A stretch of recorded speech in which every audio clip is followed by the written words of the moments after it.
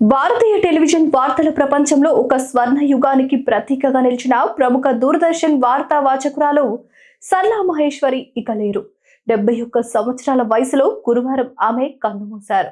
ఆమె మృతి television journalism రంగానికి తీరని లోటు.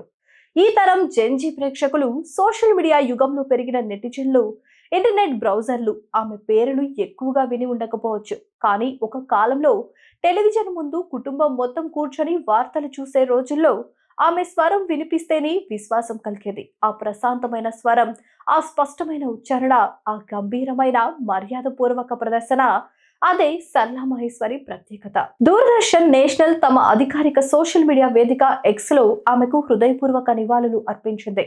సున్నితమైన స్వరం, ఖచ్చితమైన ఉచ్చారణ, గంభీరమైన ప్రదర్శనతో భారత వార్తా ప్రపంచంలో ఆమె ప్రత్యేక స్థానాన్ని సంపాదించారు. ఆమె సరళత, నియంత్రణ, వ్యక్తిత్వం ప్రేక్షకుల్లో గాఢమైన విశ్వాసాన్ని నాటాయి అని పేర్కొంది.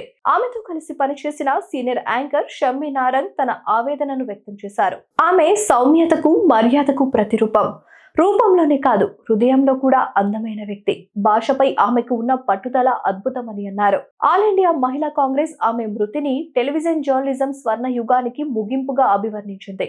ఆమె విశ్వసనీయత, మర్యాద తరతరాలకు స్ఫూర్తిగా నిలుస్తాయని పేర్కొంది. సరళా మహేశ్వరి 1976లో ఢిల్లీ విశ్వవిద్యాలయంలో పిహెచ్డి చేస్తూనే డిడి వార్తా ప్రకటనకర్తగా తన ప్రయాణాన్ని ప్రారంభించారు. ఆ తర్వాత భారతీయ టెలివిజన్లో ప్రత్యక్ష ప్రసారంలో వార్తలు చదివిన తొలి యాంకర్లలో ఒకరిగా గుర్తింపు పొందారు. 1984 వరకు డిడి సేవలందించిన ఆమె 1986 వరకు యూకేలోని బీబీసీలో కూడా వార్తా వాచకురాలుగా పనిచేశారు. అనంతరం 1988లో తిరిగి భారత్కు వచ్చి మళ్లీ డీడీతో తన అనుబంధాన్ని కొనసాగించారు. దాదాపు 3 దశాబ్దాల పాటు సాగిన తన కెరీర్లో నలుపు తెలుపు టెలివిజన్ యుగం నుంచి రంగుల టీవీ ప్రారంభ దశ వరకు కోట్లాది భారతీయ కుటుంబాల్లో ఆమె ఒక పరిచిత, విశ్వసనీయ ముఖ చిత్రంగా నిలిచారు. సరళా మహేశ్వరి ఆత్మకు శాంతి చేకూరాలని మనమంతా ప్రార్థిద్దాం. ఆమె చూపించిన మార్గం భవిష్యత్తు తరాలకు స్ఫూర్తిగా నిలవాలని ఆకాంక్షిద్దాం. ఈ వీడియో మీద మీ అభిప్రాయాన్ని కామెంట్ చేయండి. ప్లీజ్ సబ్స్క్రైబ్ టు వేదిక టీవీ.